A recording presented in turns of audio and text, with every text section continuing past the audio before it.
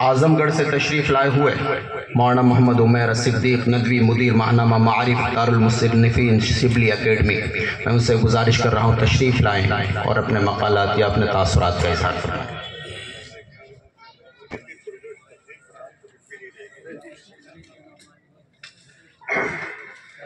بسم اللہ الرحمن الرحیم، نحمدہ ونصلی علی رسولہ الکریم۔ حضرات، کچھ عجیب سے عالم میں منقلب ہے۔ ابھی یہاں نام دیکھا کہ زیر صدارت ناکارہ کا نام، اور ایسے حضرات کی موجودگی میں جو صدر الصدوری نہیں ہے بلکہ مصادر علم و فضل ہیں، وہ پہلی نشست تھی جی،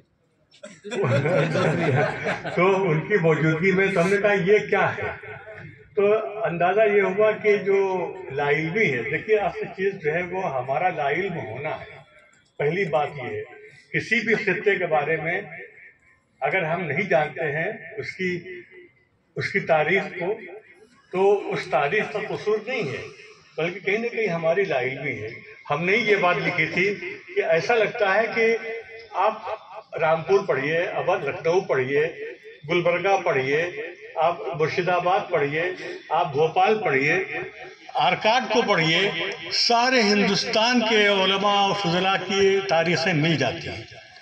نہیں ملتی ہیں اگر تو یہ خطے میں بات ہے، یہ ایک حقیقت ہے، تو غصے ہونے کی بات نہیں ہے، یہ ایک حقیقت ہے۔ ہم سچ کہتے ہیں کہ آپ کی سادگی جو آپ نے یہاں بٹھا دی، آپ کو یہ مواطنوں کی سادگی کی جو بات کی جاتی ہے اس کا ایک نمونہ یہ بھی ہے کہ آپ نے ایک ایسے شخص کو بلایا، اور اس کے لیے ہم سب سے پہلے شکر گزار ہوں گے ہمارے عزیز نسیم میواتی صاحب کا، کہ انہوں نے ہم کو بتایا کہ بھائی آپ آئیے ذرا دیکھیے، اور ایک دو چیزیں بھیج دی۔ تو پہلی بار حقیقت یہ ہے کہ پہلی بار میوات کے اندر کیا کیا تھا اس کا ہلکا سے اندازہ ہوا۔ یہ میوات کے ساتھ ایسا کیوں ہوا؟ ہم نے ہمیشہ یہ سوال اٹھایا، ہم نے ان سے بھی کہا، ہمارے عزیز اور بھی ہیں، ان سے جب گفتگو ہوتی تھی کبھی، تو ہم کہیں کہ میوات کا علاقہ اتنا، وحید الدین خان صاحب کی کتاب ہے میوات کا سفر، اس میں جگہ جگہ ان کے بارے میں اقوال نقل کیے ہیں کہ یہ اجڑ ہیں اور چور اچکے ہیں، بدماش، اور اس قسم کی باتیں کی جا رہی ہیں۔ ایسا کیوں ہے؟ یہ جو کیوں سوال آیا، وہ سوال ہم نے یہ اٹھایا، اور ہم نے کہیں لکھا بھی ہے مضمون میں کہ دلی کے زیر سایہ، دلی جو تہذیب اور حضارہ اور ثقافت کا سب سے بڑا مرکز، اس کے سائے میں چند میل کے فاصلے پر معلوم ہوا کہ ایک علاقہ اتنا بڑا علاقہ ہے، اور اس کا کہیں کوئی تہذیب کا کوئی منظر ہے، نہ کسی ثقافت کا منظر ہے، نہ علم دکھائی دیتا ہے۔ یہ کیوں ایسا ہوا؟ ایسا ہوا کیوں؟ ذرا سے راستہ بدل دیجئے تو بدایوں ہوتے ہوئے چلے جائیے تو وہاں ایک سے ایک علماء فضلاء اور ان کے پاس جاگیریں اور یہ وہ مشائخ کا ایک سلسلہ، وہ سب کے سب دربار سے وابستہ، سب کے سب جو ہیں وہ مغل دربار سے وابستگی ان کی دکھاتی ہے کہ ان کا طرز عمل کیا تھا، اور میواتیوں کا دور رہنا بلکہ ان کے اوپر جبر اور ظلم کا ہونا، اس کی وجہ کیا ہے؟ اشخاص کو یاد کرنا ایک الگ چیز ہے، لیکن کسی قوم کے ساتھ کیا ہوا، اور وہ ایسی قوم جس کی جوانمردی، جس کی جفاکشی، جس کی مروت، جس کی سادگی، جس کی یہ ایک عجیب چیز ہے کہ ہم شیر ہیں، ہمارے سامنے دوسرے مچھر ہیں، یہ کہنے کی جرت کس قوم میں تھی؟ کبھی کسی کے محکوم نہ رہنے والی یہ وہ عادت تھی کہ جس کی وجہ سے دوسروں نے فائدے اٹھائے اور اس قوم کو الگ رکھا گیا۔ جو سچی بات ہے وہ یہ ہے، ورنہ یہ جو علاقہ ہے بھرت پور سے الور تک، ابھی ہم نے کہا نا کہ ہم نے جب سب سے پہلی بار جو ہے اگر جانا ہے، سب سے پہلی بار، بھائی بہت جاہل آدمی ہوں، مشتاق تجاربی کے نام سے، کہ ہم کو یہ تھا کہ تجارہ ہے کہ تجارہ ہے کہ تجارہ ہے، تو سمجھ میں نہیں آتا تھا، تو ان کے نام سے ہم نے میوات کے بارے میں جانا کہ میوات میں کوئی جگہ ہے، اور یہ علم ہوا اور اعتراف ہوا ہے ہمارے مخدوم، اللہ تعالیٰ آپ کی زندگی میں برکت دے، ہم سب کے سرپرست، اور صحیح کہا گیا میر کارواں ہمارے حکیم صاحب کہ آپ کی کتابوں سے یہ معلوم ہوا کہ اس کا اعتراف کیسے کیا جائے۔ وہاں علم کی بات تھی، یہاں اعتراف کی بات تھی، تب پتہ چلا کہ البر سے لے کے یہاں تک کیسے کیسے لوگ، کیسے کیسے خاندان. پھر جب یہاں آنے کی بات ہوئی تو ہم نے کہا کچھ پڑھیں، تو تذکرہ صوفیاء میوات دیکھا. خوشی کی بات یہ ہے کہ وہ ایک ندوی القلم کے ذریعے سے اتنی بڑی کتاب سامنے آئی. اس کی تحقیقی کیا حیثیت ہے وہ ہم نہیں کہیں گے، لیکن یہ کہ پہلی بار ایک منظم کوشش ہوئی کہ صوفیاء میوات کے نام سے علماء میوات یا مشائخ میوات کا ایک ذکر سامنے آیا. بہت پہلے کی بات ہے یہ. اس کے بعد ہم نے حضرت مولانا علی میاں صاحب کا ایک قول دیکھا کہ صاحب وہ قوم ہے جس نے 1000 سال تک جو ہے اپنے آپ کو اسلام کے ساتھ مربوط رکھا انتہائی مشکل حالات میں. اس کے بعد اندازہ ہوا کہ بھائی جانو یہ ہے کون سی قوم.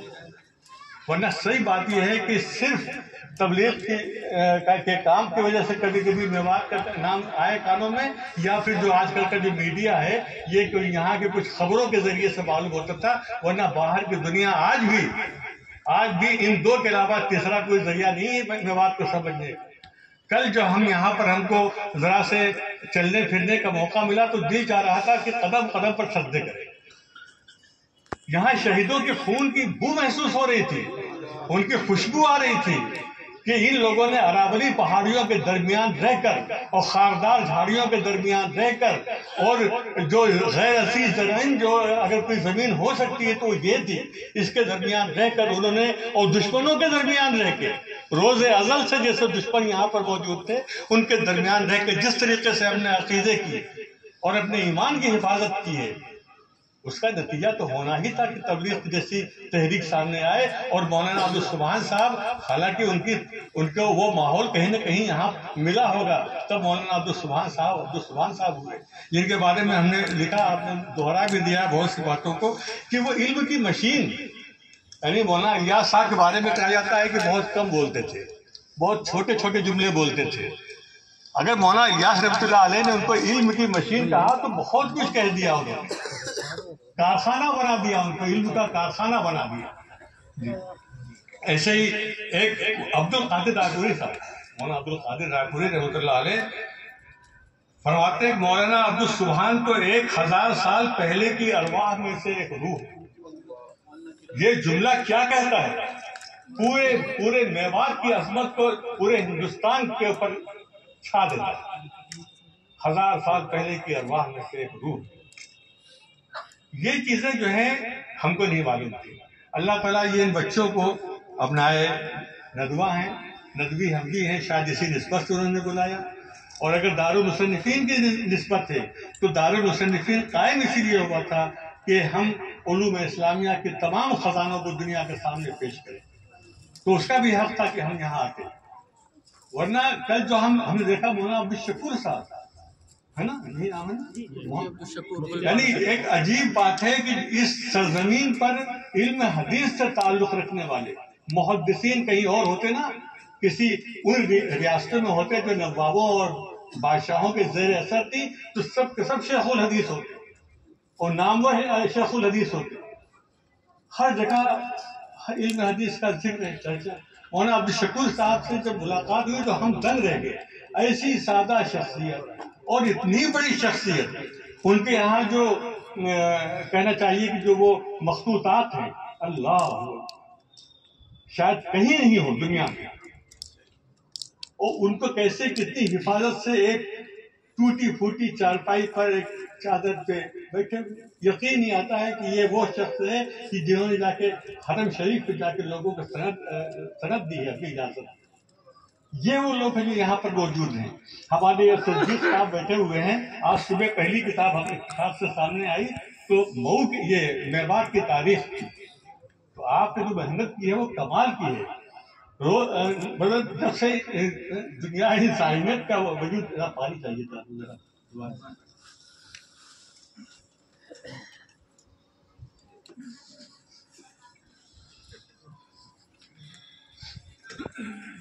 اس کے اولین جو نقوش ہیں ان کو تلاش کیا ہے ہندی سنسکرت مصادر سے، اور میوات پہ انہوں نے بین الاقوامی اس کی جو شناخت بتائی ہے، میل ہے، میر ہے، پتہ نہیں کیا کیا.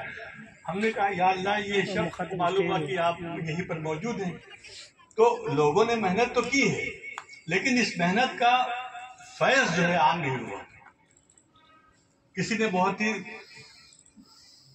تلخ لہجے میں اور بڑے پرسوز انداز میں کہا کہ آج بھی علماء میوات کا نہ دیوبند میں کوئی دخل ہے، نہ ندوے میں دخل ہے، نہ کسی بھی بڑے سے بڑے. حکیم صاحب کی شخصیت بالکل الگ ہے، وہ بالکل ایک استثناء ہے، وہ استثناء ہے بالکل. یہ کیوں ایسا امتیاز کرتا ہے؟ یہ سوال ہم کو جو ہے جب ہم پڑھیں، دیکھیں، سوچیں تو ہم کو سوال قائم کرنے چاہیے، بجائے اس کے کہ ہم قصیدوں میں لگ جائیں، ہم یہ ہم وہ یا فلاں یہ فلاں یہ فلاں یہ. سوالات کیوں نہیں قائم کیے گئے؟ اتنی 100 میل اور 70 میل کے حدود میں یہ ایک پہاڑیوں کے درمیان کتنی سخت زندگی. یہاں سے دریا بھی کنارہ کر کے نکل گئے پنجاب کی طرف. وہ پہاڑیاں بھی وہ ملی جو الور کی پہاڑیاں ہیں، جو کالی پہاڑیاں. آپ نے لکھا ہے کہ اس کے معنی ہے کالی پہاڑیاں. یا تو ہم نے مکہ مکرمہ میں دیکھا اس قسم کی پہاڑیوں کو جو کالی ہو اور ایک بھی خاص نہ ہو، یا یہاں پر دکھائی دے رہی ہے. یہ سب کیا چیزیں ہیں بھائی؟ یہ بتاتے ہیں کہ آپ کا انتخاب جو ہے قدرت نے ہندوستان کے لیے کچھ عجیبی شکل میں کیا تھا. ایسی خودداری، ایسا استغنا. کھانوں کے اندر بھی جو انداز ہے، اب کل ایک کھانا کھایا شکرانہ، کمال کی چیز ہے. وہ بھی ہم نے پہلی بار دیکھا کہ ہم آج کے دور میں جو ہے گھی اس طریقے سے اس کو اڑیلا جاتا ہے. یہ جو خصوصیات ہیں، یہ خصوصیات کسی قوم کی پہچان ہو جاتی ہے. جہاں کے اہل علم میں بھی یہی چیزیں ہیں اور جہاں کے عام آدمی میں بھی. اور خوشی اس بات کی ہوئی کہ دینی علوم کے ساتھ ساتھ الحمدللہ عصری علوم کی طرف بھی یہاں کے بچے بہت آگے بڑھ رہے ہیں. یہ میوات ہم نے کہا، آپ نے ہمارے فیصل صاحب سے کہ ایک بار بھٹکل میں تھے تو ہم نے کہا لگتا ہے کہ یہاں کی فضا کو دیکھ کے کہ اسلام کی نشت ثانیہ جو ہے اس کا آغاز بھٹکل سے ہوگا ہندوستان میں. کل ہم نے کہا کہ شکرانہ کھانے کے بعد ہم نے کہا لگتا یہ ہے کہ اسلام کی جو نشت ثانیہ ہے اس کا آغاز کہیں نہ کہیں میوات سے ہے. یہ وہ زمین ہے جو بالکل خام ہے، ابھی تک خام ہے. مولانا اسحاق صاحب کی شخصیت، اللہ اکبر، ایسی شخصیت جس نے مدینہ منورہ کے یا مکے کی وادیوں میں، حجاز کی وادیوں میں میوات کو دیکھ لیا.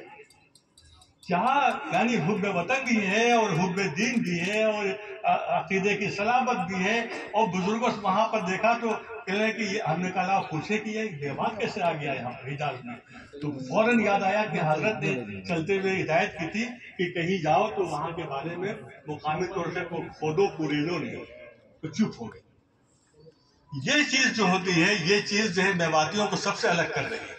کوئی تکلف نہیں، کوئی بناوٹ نہیں، کوئی تصنع نہیں، جو ہے وہ ہے، سچائی کے ساتھ ہے.